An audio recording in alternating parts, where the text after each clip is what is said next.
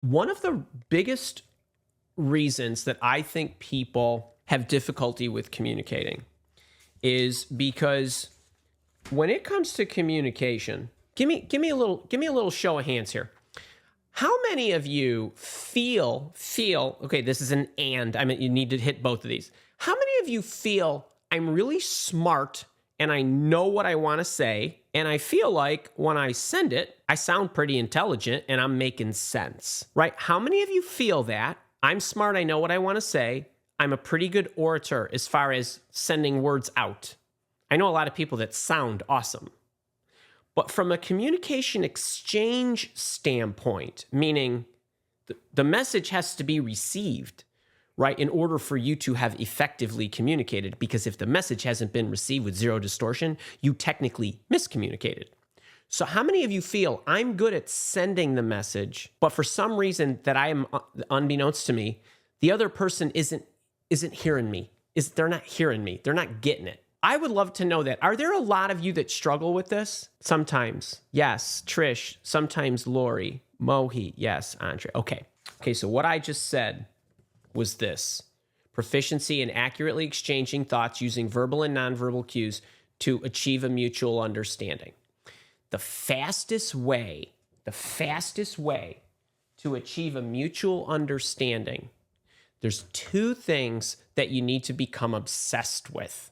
Just two. Actually, I got all kinds of cards with all kinds of stuff in the book that I would tell you, do all these things and you'll be a better communicator. But to not hurt your brain right now, because it's complicated, the two things that I think are: number one, I want you to get started in the right spot, and number two, I want you to end in the right spot. And if you do a whole bunch of fumbling in the middle, don't worry about it. You'll be fine.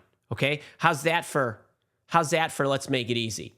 So best first step you can ever take when you're communicating with anybody of any kind about anything is to think about them, not you. Think about them, not you. This goes for, let me give you a bunch of examples. If I want to tell my wife something when she walks in the door and she just had a day of school doing reading specialist stuff with a bunch of kids that probably drove her crazy, if I need to tell her something important, I'm going to think about what is it like to go to school every day and deal with that noise. And she's tired and whatever. She's been up since 4:15 and all that stuff, right? So I'm already thinking about, in this case, her state of mind, right? What might she be? That's like, what would her state of mind be? I could be communicating with anybody about anything, and I have to realize, do they know what I know? That's another way to think about it. So when I make a talk for you, I have to say, well, they haven't all chewed the same dirt I have, because they wouldn't be here if they had. They wouldn't need me. And what would it be like not to know that? And so what's the sequence in which I need to say stuff for them to get it? Like, what's all the info they need? Or what's their goal? Hey, I have to go communicate with my boss. What is it my boss cares about?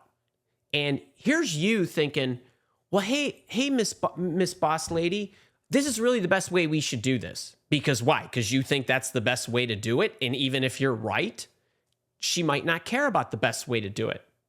She might be caring about the fastest way to do it, the cheapest way to do it, or to get some kind of victory some way so that her boss will get off her back. Now, if you're trying to communicate and you don't know these things, you're way in a hole. You're tracking so far, right? Think about the amount of time that you need to think about what somebody is going through, what they need, what they know, and all this is done up front. And you might say, well, Andy, I don't know that so-and-so is going to walk into my office. My boss walked into my office and just blurted stuff at me. And you know what, though? You should be pre-programmed to know and think about how your boss is, what your boss would need. If you were the boss, what would you need? What would you care about? What would you need to know? Don't show me how the sausage is made. Just hand it to me, right? These kinds of things. Okay, so number one, best tip, communication, you will become instantly better, is just focus on them.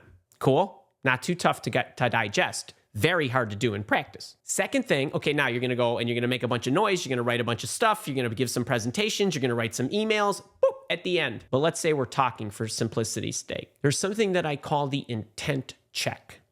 Now, you can do the intent check as the sender, and you can do the intent check as the receiver.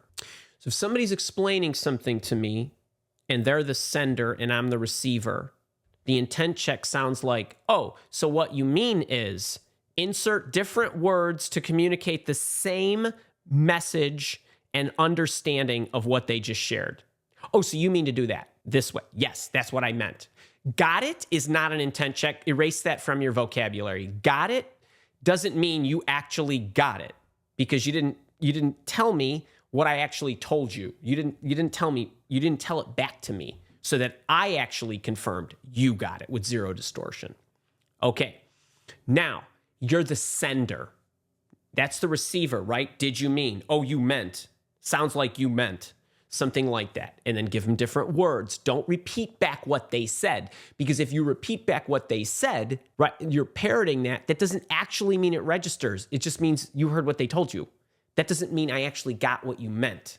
I heard what you told me. Doesn't mean I got what you meant. Intent check. Okay, now I'm the sender. I'm going to send it to you one way. We're going to talk. And then I'm going to say, okay, so just so we're clear, this is what I meant. Now I'm going to give you another explanation using different words. So now I want to make sure you got it. Does that make sense?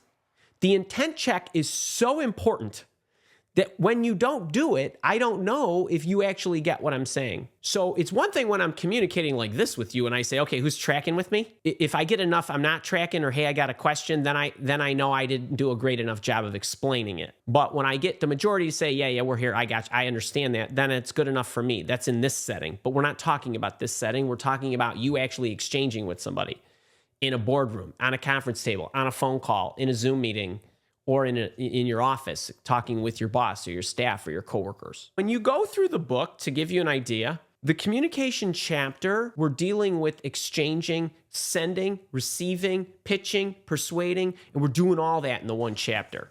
So I hope that helped on that one.